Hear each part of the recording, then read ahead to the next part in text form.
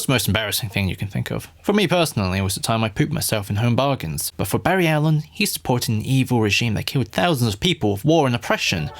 So, from a certain point of view, that could be considered worse.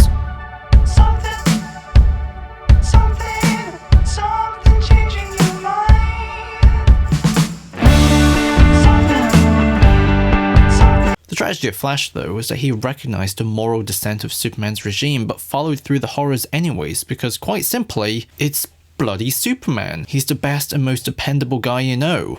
As he said to Clark after helping him rescue his parents, "But it's okay. You'll find them. You're Superman." So when Superman reacted to the death of his wife and unborn child by deciding to start saving people in foreign wars and toppling dictators, it seems perfectly reasonable. Barry looks at his friend and hero with uncritical loyalty because to him, Clark is the moral standard in which he measures himself with, and the compromises Clark initially makes are still consistent with the shared beliefs he and him have. However, that's precisely the problem. This valuing of Clark means Flash's sense of shame is obscured. Shame is not just something that comes to you when you get post-nut clarity. Shame is inherently social. As Easton Leach said, moral failures are central to our social image because they sour others' valuations of us. There's a particular moment where this souring of oneself in social image is really apparent. So when Barry pooped, Clark starts doing some really horrible things like imposing his rule in Australia, and when a super kid tries to protect the protesters, he gets his back broken by Diana and Clark. Flash didn't do anything. He just stood there. He knew he could have definitely intervened, but he didn't. Afterwards, he has to live with the shame that that kid was especially a big fan of his. He literally signed their photo together. Mitchell, anyone can be a hero. As a result, Barry runs away as fast as he can, like zoom! Due to this pain, and he notices a kangaroo that's been ran over, a dead body unnoticed by the culprits, but he sees. He's the only person that sees. And so he collapses, asking himself, what the hell has he been doing? The saddest part of this is that Barry became Clark's conscience to an extent. During Caliban's attack, who was seemingly more interested in senselessly killing people, Clark is forced to ask Barry in super speed permission to stop holding back and to just finally kill. But Barry can't give it to him, but he also couldn't think of any other way. As a result, he stares into the skies as ashes fall, because Superman killed everyone. Subsequently, this moment of compromise leads me to ask a more specific question. How do I get one of my balls to stop itching? What's the difference between shame and guilt? Teroni and Diona argues in defense for differing dimensions. A. Shame differs from guilt in being a social emotion.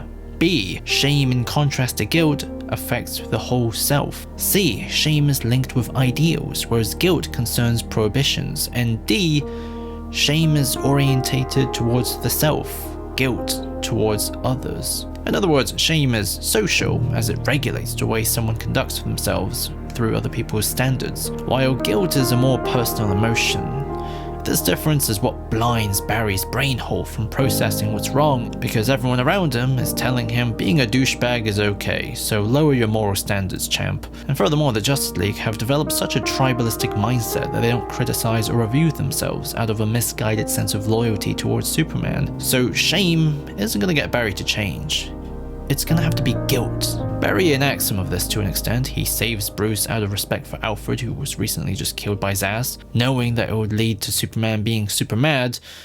But then there's also this really obligatory story that happens with Flash, where Iris wants Barry to stay away from her because she's now part of the insurgency secretly. However, when they're attacked by criminals Superman sends, he defends them and accidentally kills King Shark. So Iris is like, yeah boy! Actually no, she's so disgusted that she surrenders. Iris, apart from Batman, is the only person whose moral standard is similar to how Barry feels, how he measures himself deep down inside. So he saves her, but she's not particularly happy, arguing that he's a dude who can't accept consequences, therefore he can't accept that he's a poo-poo head. She also says that Kangaroo Mitchell kid committed suicide to try and break him, but then it's retconned later. Anyways, Barry then arrests her and wins back Superman's favor, but as a result, he doesn't believe in going back in time to save the world now, because this awful one he's trapped in, he believes that's exactly what everyone deserves. Which is then directly contradicted by the game, in which Barry turns on the regime after Lex and Billy is killed. I let myself believe we were making things better. But we're not. I can't do this anymore. That's enough, Ollie. I'm on your side. I'm telling you, Gotham and Metropolis will be history. And then he's coming after your world. As a result, he sides with them during the big final battle, and in the end, he's arrested and taken away. In the Injustice 2 game, he's like totally hesitant to use his powers again due to the plea deal he has, but he also does so anyways, and he fights some folks, and it's fine, whatever. Barry's descent came from him accepting the same compromises Superman was making because he saw him as an idealized reflection, the person he is and the person he wishes to be, therefore bypassing any sense of shame that was calling him to action. Yeah, I asked myself, what if what happened to Lois happened to Iris? Instead, clinically speaking, it was his own personal guilt that kept separating him, that kept measuring him by his own reflection, so he could see how far he's fallen.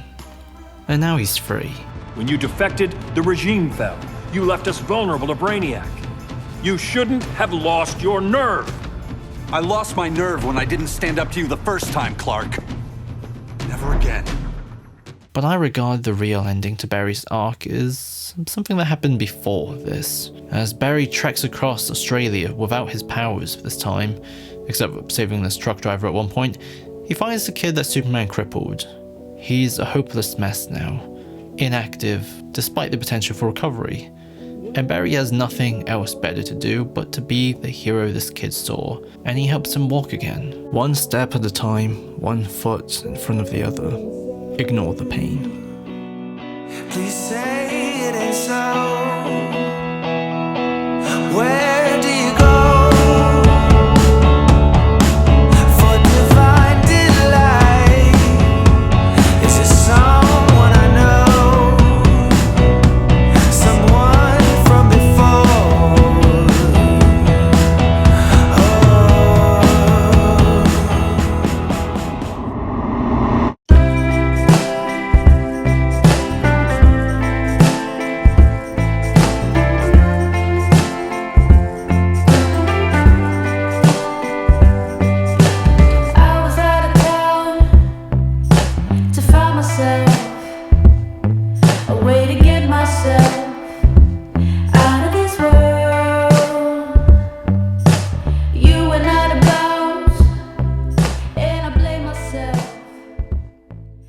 Alright, so that was the Injustice Flash video. I kind of want to go back and make more academic style essays with more quotes and theories versus just me rambling about themes and patterns I noticed. So here's the first step towards that. In the Wakanda Forever video, I'm going to go absolutely hog wild with it when it comes to trauma and prosthetic memory theories, so go ahead and unbuckle your pants when that happens.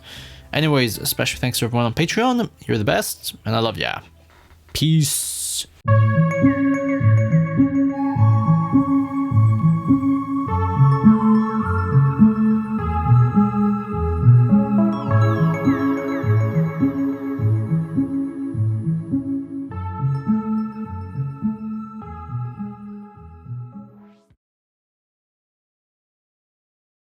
I'm sorry about the other night.